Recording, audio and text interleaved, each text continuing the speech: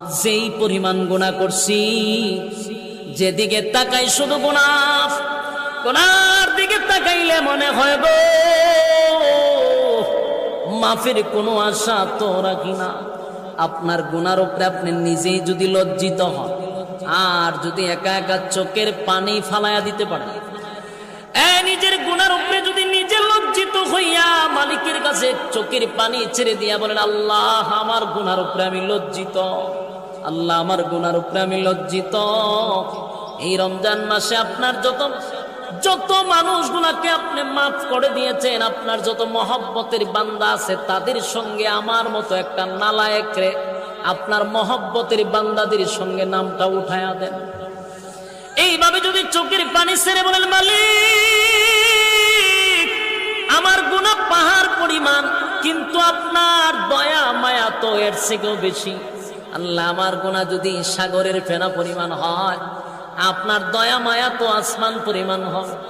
আল্লাহ তামাম জিন্দেগির গুনার বোঝা মাথায় লইয়া আপনি মালিকের দরবারে আসামির বেশে আমি আপনার দরবারে হাত বাড়াইছি। রহমতের মাস, বরকতের মাস, দোয়া কবুলের মাস। আল্লাহ এই গুনাহ লইয়া কবরে যেতে চাই না। আল্লাহ নবী তো বলেছে, গুনাহ লইয়া যদি কবরে যাই, রমজান মাস পাওয়ার পরেও যদি গুনাহ মাফ না করাইতে পারি, আল্লাহ আমরা ধ্বংস হয়ে যাব। মাবুদ গো, আমাকে ধ্বংস করে তো তোমার কোনো ফায়দা হবে না। এইভাবে বিনাইয়া বিনাইয়া গুনার উপরে লজ্জিত হইয়া যদি মোবারক মাসে যদি কোনো বান্দা বান্দি আল্লাহর দরবারে দোয়া করে গুনাহ মাফ করাইতে পারে, সে সাকসেস। সুবহানাল্লাহ কি বাড়ি গিয়া যদি গুনাহ মাফ করাইতে পারেন, রমজান মাস শেষ হওয়ার আগে আগে আপনি সাকসেস। আর যদি গুনাহ মাফ না করাইতে পারেন, রমজানও শেষ হয়ে যায়, তাহলে আপনি ধ্বংস 100%।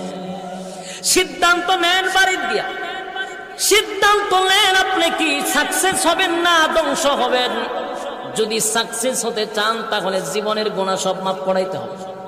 কথা হয় না? আল্লাহর দয়া মায়া বেশি।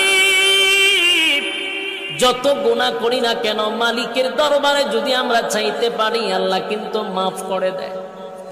কিন্তু মাফ করারও কিছু শর্ত আছে না? কথা হয় না? আপনি আরেকজনের টেকা মাইরা খাইয়া বইছে, আর যদি কোন আল্লাহ আপনি আমার মাফ করে দেন, আল্লাহ ভাই আয় জুতাটা তোরে ফিরাম। আর একবার টেকা মাইরা খাইয়া আমার কাছে মাফ চাস, দয়া বলিব বন্দার হক আগে আদায় করে দেন। আরেকবার তে করতাম টেকা দিয়া নাকি দিয়ে এরপরে তোবার শর্ত আছে না নাই? আরেকজনের টাকা মাইরা খাইছেন, টাকা দেন, এরপরে দোয়া